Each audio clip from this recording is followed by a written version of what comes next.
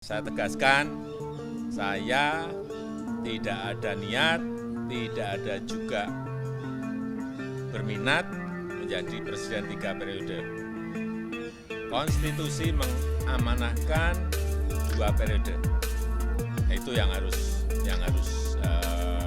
kita jaga bersama-sama. Lantaran namanya sering dikaitkan atas gonjang-ganjing Hasto Kristianto jadi tersangka oleh KPK, Jokowi akhirnya buka suara terutama soal dirinya disebut meminta jabatan sebagai presiden 3 periode.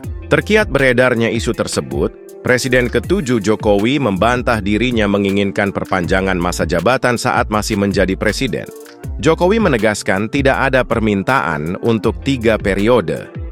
Ya, ini saya ulang lagi, tidak pernah yang namanya saya minta perpanjangan atau 3 periode kepada siapapun, kata Jokowi Senin 30/12/2024.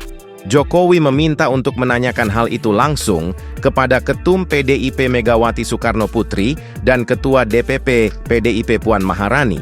Jokowi juga meminta untuk menanyakannya kepada partai politik lain.